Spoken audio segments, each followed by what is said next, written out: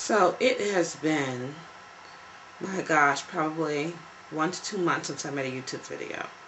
But frankly, I just haven't had a whole lot to say.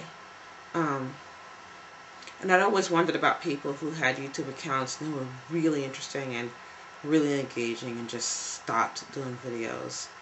And now I understand why. You just kind of have other things to do and not a whole lot to say, and probably a lot of negative comments get to you after a while.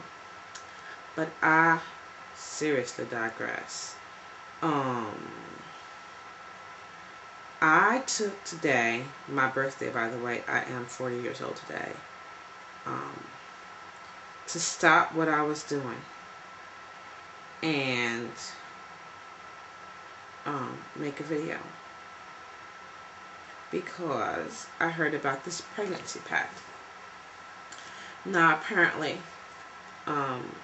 there's a large group of 17-year-olds in Gloucester, Massachusetts who got pregnant on purpose at the same time, and they apparently had a pact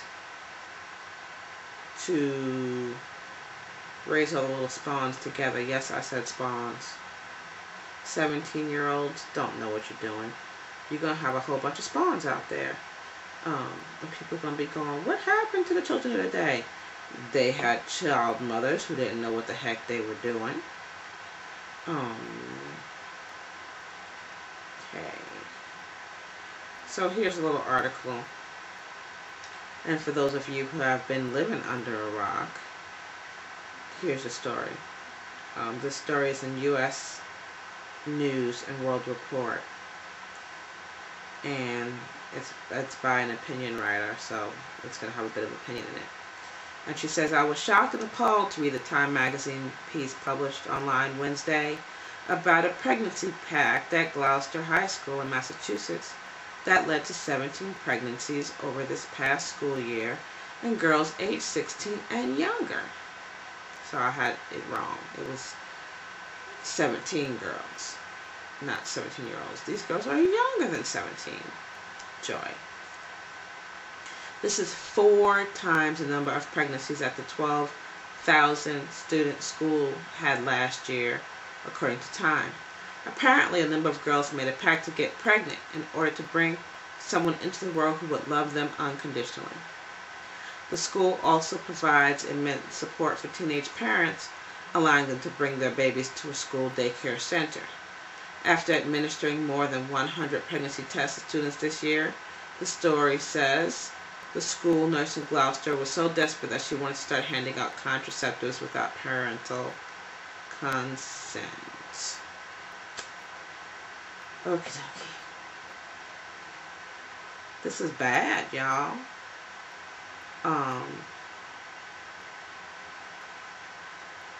And I'm just so glad that I homeschool my kids now. I'm not saying that because I homeschool my kids that alone is going to keep my daughter, who is now 12, from getting pregnant before she reaches an acceptable age. No, homeschooling alone is not going to change that. But is it going to keep her? Yes, isolate. It's going to isolate her from daily contact with girls who have babies before they have breasts, and think it's cute. So she won't have daily contact with that kind of nonsense. Now, there have been girls at church who have shown up pregnant, and people have taken care of them and cared for them, and it should well be that way, and my daughter is aware of that. But I think the stigma on childhood pregnancy should remain a stigma. People are blaming celebrities like Jamie Lynn Spears, and they're blaming the Juno movie. I just blame stupid. And I dare say I blame Mom. Mom, where are you? And how old are you? What are you, twice your child's age? Did you do the same thing? The thing that's going to keep my daughter from getting pregnant before the age of consent, and you could tell me speak now, wait till she's that age. I promise you. Look, I brought her into this world. Yes, I did. I will take her out. But the thing that's going to keep my child from getting pregnant before the age, an acceptable age, is constant communication and constant companionship on my part. Because it's going to be pretty darn hard for my child to get pregnant when she's always within earshot of me or another adult that I trust very well. Here's the thing, and I was raised to think this too. So a lot of us are raised to think that you have your baby and you take care of your baby till they're 5 or 6, and that's when your child needs you the most.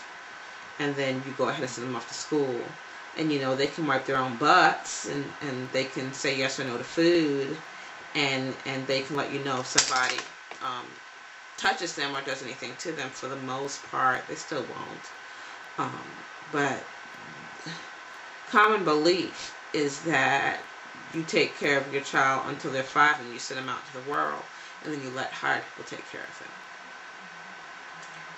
I believe that your children need you most when they're in middle school and high school. Because yes, people can harm them or mistreat them when they're little, but they can do serious harm and mistreat themselves to an unimaginable degree when they're in middle school and high school. Case in point, a young lady in the 9th grade going into the 10th grade this year in my local area was found dead in her bed around midnight the other night because she was huffing paint. Middle schoolers and high schoolers do things that will kill them or have irreparable consequences. The only way to put any kind of halt on that is constant communication and constant companionship. I am my child's companion and she is mine. Same with my son. He spends a lot of time with my husband, and what time he can't spend with my husband, he spends with me. Now there's time away from us, of course. We're not ridiculous about it. But you better believe that my child will never spend time with somebody who I don't know where they live. I let people know, I know where you live. I will come find you. This is my child. And I want my child back in the same condition I gave them. And that means not pregnant also. So I'm just really sad about this pact. And I think it's really sick. And you can call it sex education the problem, or you can call it lack of contraception the problem. You can call it societal pressures and peer pressure the problem. I just call it stupid, and I like to call out a society that encourages parents to let the society raise itself. I question the socialism that people are always saying that homeschoolers need. This is socialism.